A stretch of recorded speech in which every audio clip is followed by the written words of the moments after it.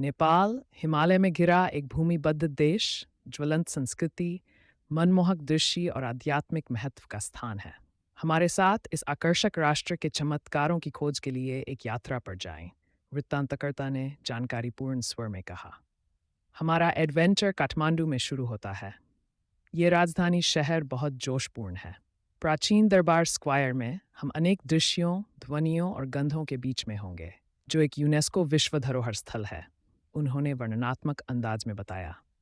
नमस्ते, काठमांडू दरबार स्क्वायर में आपका स्वागत है।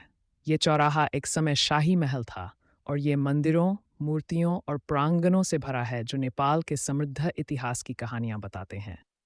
गाइड ने स्वागतपूर्ण भाव के साथ कहा। वह एक जटिल नक्काशीदार लकड़ी की संरचना की ओर इशारा करते हुए बोले कि हर नक्काशी का एक अर्थ होता है। काठमांडू की शहरी अफरा तफरी से हम हिमालय की शांत ऊंचाइयों की ओर बढ़ते हैं। अन्नपूर्णा क्षेत्र में ट्रेकिंग करते हुए हमारे चारों ओर भव्य शिखर, बुरांश के जंगल और दूरस्थ गांव हैं, वृत्तांतकर्ता ने शांतिपूर्ण स्वर में बताया। नमस्ते, हमारे गांव में आपका स्वागत है। कृपया कुछ चाय लें और आराम करें, स्थानीय महिला ने मित्रवत अंदाज में कहा। उन्होंने एक गर्म मुस्कान के साथ कहा। उसकी आतिथ्य ने लोगों की गर्मजोशी को दिखाया। नेपाल सिद्धार्थ गौतम बुद्ध के जन्मस्थान के लिए जाना जाता है।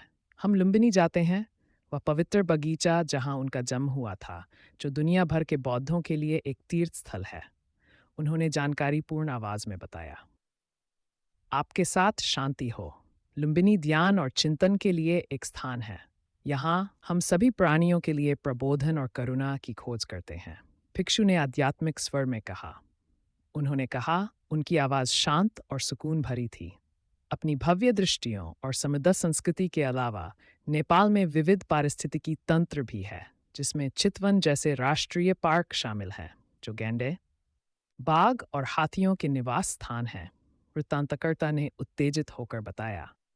हम इन लुप्तप्राय प्रजातियों और उनके आवास की सुरक्षा के लिए कड़ी मेहनत कर रहे हैं। नेपाल के वन्य जीवन के भविष्य के लिए संरक्षण महत्वपूर्ण है, उद्यान रक्षक ने गंभीर स्वर में कहा। उन्होंने कहा, जंगल की ओर देखते हुए कि वन्य जीवन की सुरक्षा महत्वपूर्ण है। जैसे ही हमारी यात्रा समाप्त होती है, हम नेपाल की सुंदरता, धैर्य और आध्यात्मिकता पर विचार करते हैं। एक ऐसा देश जो इंद्रियों को आकर्षित करता है और आत्मा को पोषित करता है, वृत्तांतकर्ता ने चिंतामय स्वर में अंत में कहा।